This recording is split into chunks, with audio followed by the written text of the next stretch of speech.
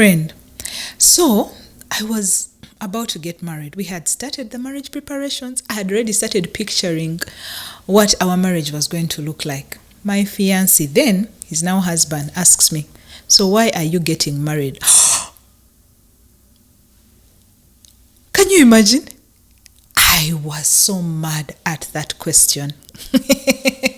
Welcome to this space where we discuss, discover, and illuminate that light that is in each and every one of us. Hold on. Have you liked this channel? Have you shared it with your friends? Please remember to subscribe while at it so that we can grow this community and talk about this light, because everyone has a light, every one of us, and we are determined to bring it out.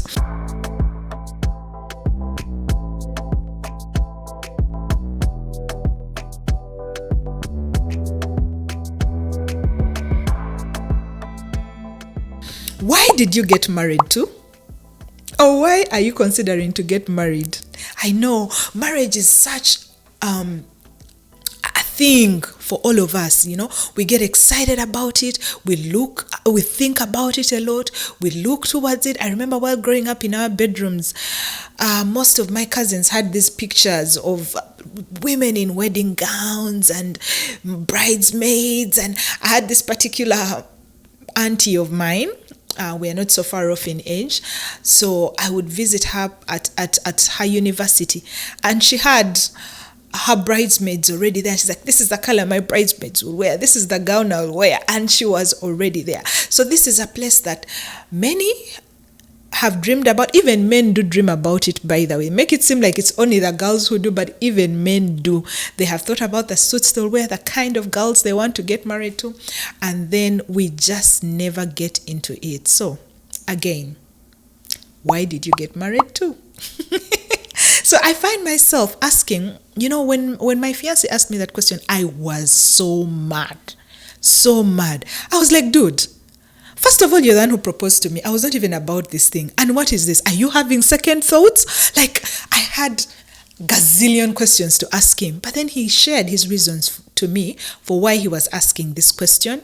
And they made sense. And then I was able to think about it and share my reasons with him as to why I was getting married. And he shared his too. So over the years, I have found myself asking this question to my friends before they get married, and they are always unhappy with me because it feels like someone is not supporting you, right? And yet at this point, as you make this decision, all you need is support. In fact, anyone around you, if they say otherwise, you feel like they are haters, right? Anyway, but then, picture this, you're married now, and then what?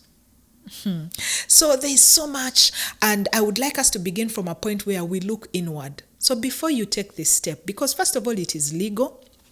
I know most of us think, I'm thinking of a companion, we have many reasons. Some of us get married for cultural reasons, for parental pressures, societal pressures. Some of us get married because we are excited about what the day brings, the pictures, the posts that we will post. Some of us, there are various reasons, and these reasons, they're different from person to person. Whatever your reason is, it is your reason, and I have no issue with it. I just would like us to consider it, look into it before you actually make this step, because first of all, it's a lifelong decision. It is a legal decision, so it has to do with legalities. So there's so much that goes into it that you can't just leap into it. You have to step back and make sure you're making a decision in a way that is appropriate for you and fulfilling for you. So looking inward, what does this mean? Do some soul searching. Who are you before you even with this person? Who are you before you even step into this marriage? Because if you haven't figured out these things before you get into it, something is going to get lost along the way. Yeah. Most of us focus on the wedding party. Oh my God, it is beautiful. The whole planning thing is always amazing. Looking at different service providers, deciding the colors, choosing this, choosing mates, choosing that. It is always so exciting. So that is what we focus on. Rarely do we even focus on the actual ceremony, which binds us. But all this excitement will quickly fade away at some point. So we have romanticized marriage too much, probably because of the movies that we watch, probably because of people who have made it seem so cool. And it's a cool thing, by the way, but I just want you to think about it for yourself before you take this walk. Have you done some work on yourself as a person? Have you discovered yourself? What do you want to be? Who are you with this person? Who are you when you're not with this person?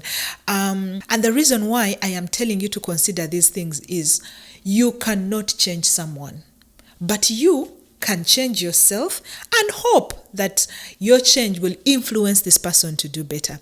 Then there are moments where you have to look outward. Yeah, the vision for your marriage. Yes, friend, marriage has to have a vision. Just consider this. Imagine you're seated in a car with your partner and you're driving. Each of you has a map. One wants to go east, the other wants to go west. Are you going to be able to move? Because you're in one vehicle, and that is the vehicle is marriage. And then now the map, each one is saying this one wants to go to the beach, the other one wants to go, let's say, to a different city. You are either you're going to crash, or you're not going to move, or you're going to be frustrated. So that's the thing about vision for a marriage. Both of you have to have a vision, and this vision becomes the vehicle that drives you day and night. You also have to have some difficult conversations. Like, what does leadership mean to you? Women, we have to think about this. We keep saying, I want a leader, I want a provider. But what does leadership look like to you? And is this person it? What does provision look like to you? Is this person it? Yeah.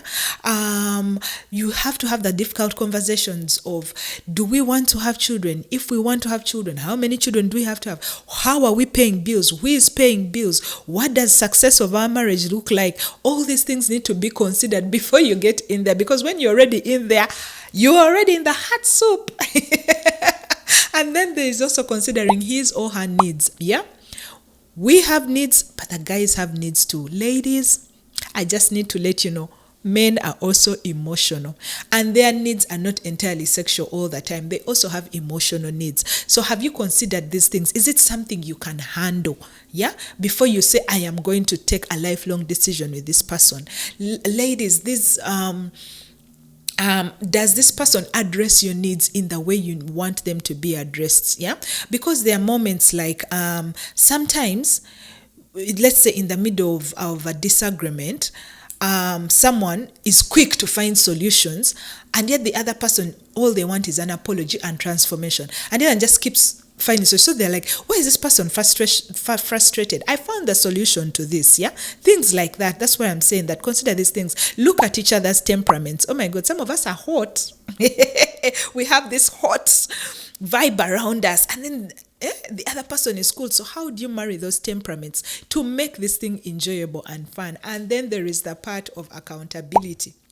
I was a culprit of that, so I thought I would straunt into this thing called marriage and be my own person. I will do this, I can do this, he can do that, and then we shall. Oh dear friend, even if you do not want to, the situations in marriage are going to force you. First of all, you're living in the same house, so you have the same bills. If you have children, they need to be paid attention to. Which schools will they go to, which environments. So all those things, so that accountability. And then there is learning. Usually even with just friends, there will always be the one who knows how to manage money and the one who doesn't know how to manage money. So how does this person manage money? How do they think about money? How do they view money? Some people are just greedy, that you will be at a time where they will continually take out debt, which will affect you. There's a show I was watching, it's called The Marrieds. So I think Sarah Jessica Parker, if I have it right, she's the one who is acting in it. So it begins with her, she's getting a divorce from her husband. So during this divorce, she's thriving in her career, And during this divorce, she goes and the lawyer finally tells her, so financially, your husband's business is bankrupt. So she thought she was going to have something from there. And I'm sorry, I'm laughing. But this whole time she thought, I have my money, he has his money, and that's good. No, she had to bankroll him. He had a real estate business, but he had bought houses in places that were not lucrative. So the business was not growing. So he was bankrupt. So she could not just move the way she wanted. So all the money she had imagined she had saved, now at this point, she had to rethink all that. So that's the accountability I'm talking about. So when you're together, how do you guys both treat money? Because we have different money mindsets. We were raised from different money backgrounds. Some of us are stingy, others are generous. Some of us believe in giving, others are like, no, why are you giving? So all that stuff you should consider and then see, do we share accounts? Do we have separate accounts? What do we do about the accounts? All those things are things you need to look at, friend. And then you could be, because this money thing is a big deal. You guys could decide and say, let's cut down on the vacations. If we have been having 5 vacations, let's have 2 in a year, so that we can use the rest of the money to probably put in an emergency fund or put in the children's fund.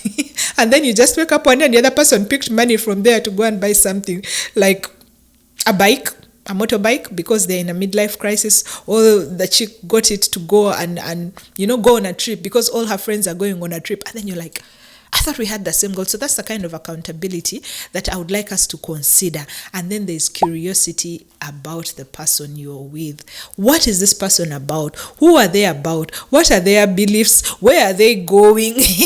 Because at some point you're going to become one. So if you're one and everyone is just all over the place, then that is how even the marriage is going to be. It's all over the place. And yet marriage is such a beautiful thing. So there are so many things that you can put into consideration. But all in all, marriage has various stages in life. So I'm not saying this for you to be scared. I just want you to consider it. There are various stages in this thing. There's the dream stage. Oh, that is the best stage for all of us. We are still infatuated about one another. We are still excited about one another.